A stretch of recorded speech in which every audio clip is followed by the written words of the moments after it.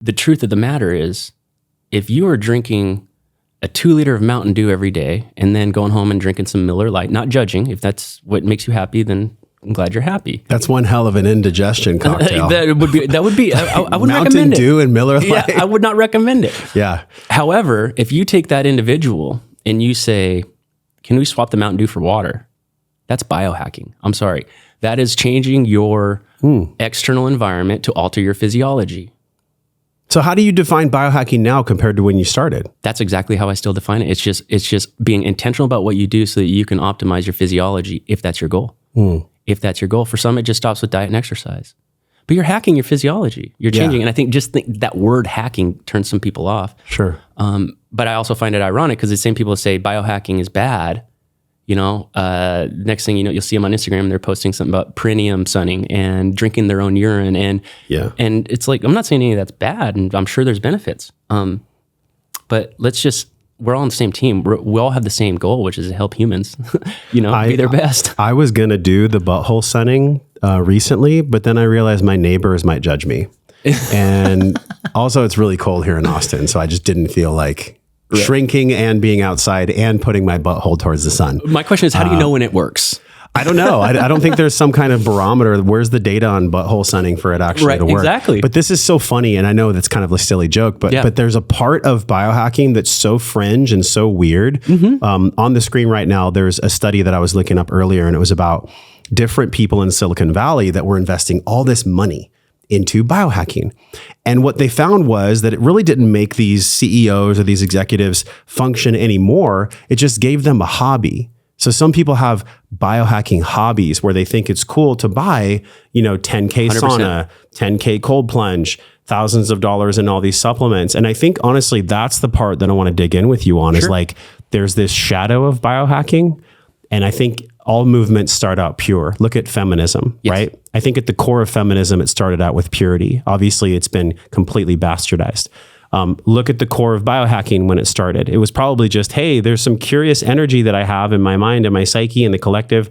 I want to see what's possible by using these tools. But then as we go in any movement, it amalgamates into something that's not pure. It's like it loses its core. It loses its starting place. If you were to describe what you've seen in the industry over the past 7 years, right? Because that's how long you've been in this journey of coaching clients and with biohackingtruth.com, like there's a really big lens that I see that I felt from you since the beginning where you were like a no bullshit guy. American flag, Montana, father, fly fishing. Like you're not here to fuck around. Right. So there's a part of you that I know really cares about sussing out the truth when it comes to biohacking 100%. And exposing the lies. How do you do both of those? What do you see in biohacking that let's speak to the women. Let's talk specifically to women. What do women need to know about biohacking? So I'll start off with addressing your point because I think it's a very good one and what came up for me when you were talking, which is what you're talking about is like an archetypal pull into, I need to do something different. I don't like the way I feel. And for one person, it might be getting into yoga or Pilates. For someone else, for whatever reason this biohacking world has applied to them, that's an archetypal pull, and that biohacking represents a symbolic representation of what could be relief for them. So they're really being pulled to the symbolism of the biohacking, what that represents for them. And through the course of doing that, they never interpret the symbol if they go sideways. Does that make sense? So it's like you have a dream. This dream is telling you something. Interpret the dream and do something with it. Interpret the symbolism that is calling you archetypally to say, what is this I am truly seeking? What is this I am truly desiring? And I would say for females in particular, and I can only speak anecdotally with the work that I've done, but there is this common thread of the motive behind why they're doing it is generally being pushed and motivated by some sort of societal expectation.